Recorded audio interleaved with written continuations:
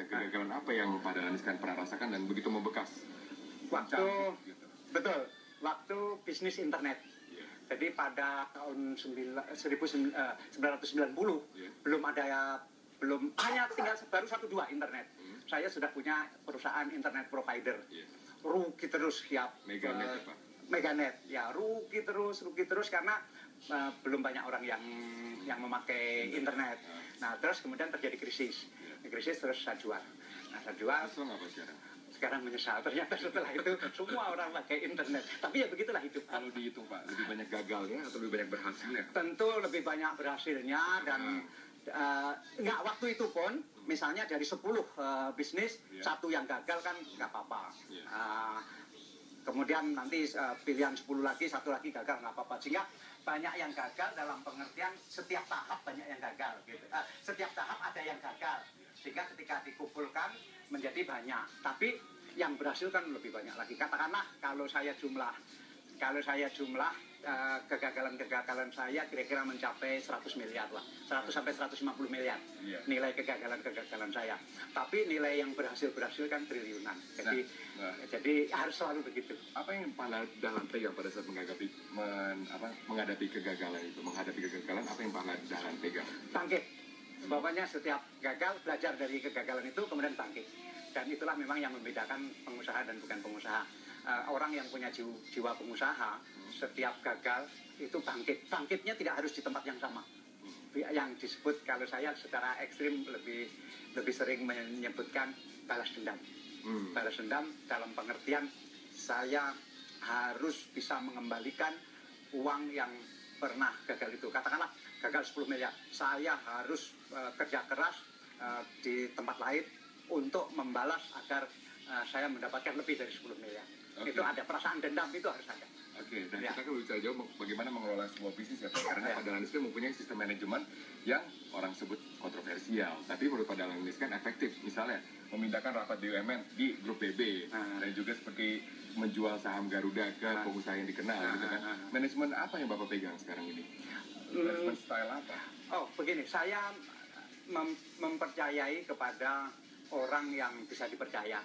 Karena misalnya menangani BUMN sekarang 141 perusahaan, ditambah anak-anak perusahaan mungkin 400-an. Kalau semuanya saya tangani sendiri pasti tidak mampu, tidak mungkin. Karena itu saya harus memilih orang. Jadi kunci yang utama untuk bisnis yang sudah besar adalah memilih orang. Saya nggak bisa memilih yang seperti sekarang lebih susah memilih rekan bisnis daripada mencari investor ya Pak sekarang? Saya kira kunci utama memilih rekan bisnis atau memilih anak buah yang utama. Dia posisi-posisi utama. Itu untuk posisi seperti saya itu kuncinya. Tidak ada kunci lain. Kemudian saya juga mengutamakan 3 hal untuk memilih orang. 1, integritas. Integritas. Jadi biar pinter seperti apapun, kalau track record integritasnya jelek sama kamu. Benar. Pinter itu tidak ada gunanya. Yang kedua, antusias. Jadi saya akan memilih orang-orang yang antusias, terutama untuk di bidang pimpinan puncak. Nah, saya tetap akan memilih orang-orang yang tidak antusias, tapi biasanya untuk di keuangan. Di keuangan tidak boleh terlalu antusias. Nah, khusus untuk orang yang pegang uang, apakah direktur keuangan atau orang yang pegang uang, saya punya kriteria khusus. Pak, tips untuk para wirausaha yang baru memulai nih, memilih bisnis berangkat dari mana? Berangkat dari hobi kah? Berangkat dari kedekatan jaringan kah? Berangkat dari apapun misalnya? Semuanya boleh. Yang tentu ada baiknya kalau berangkat dari hobi, karena dia ada passion di situ. Tapi jeleknya yang berangkat dari hobi, dia emosional. Padahal bisnis itu tidak boleh emosional. Tapi baik, yang berangkat dari terpaksa pun boleh kok.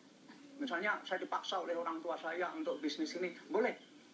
Mula-mula dipaksa, kemudian terpaksa, kemudian membiasakan, kemudian mencintai. Bisa, banyak kasusnya juga.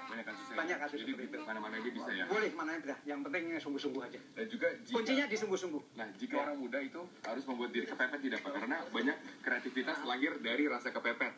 Benar tidak Pak itu? Kepepet sebetulnya umumnya tidak dibuat. Kepepet umumnya alamiah. Dan seseorang itu dalam keadaan kepepet kalau dia berani menerjuni sesuatu. Nah, Kalau belum dia udah takut kepada sesuatu, dia nggak akan pernah kepepet. Oke. Jadi kepepet yang dipaksakan menurut saya tidak baik juga. Oke. Jadi yang penting adalah dia terjun ke sesuatu, mungkin dia merasa itu sulit, mungkin dia merasa itu mustahil, tapi karena penting terjun dengan sungguh-sungguh, dengan penuh perhatian, terus nanti kan kepepet dia akan lakukan sesuatu. Oke, Pak Dahlan, ini terakhir moto dan juga apa pesan yang ingin disampaikan kepada para pengusaha muda Indonesia? Saya mengamati para pengusaha muda Indonesia itu kurang sabar, sering kesusu, sering pengen Instan. sekali bisnis itu berbagai bidang dan langsung besar. Akhirnya tidak ngecer. Padahal bisnis yang baik adalah yang tumbuh, yang bertumbuh.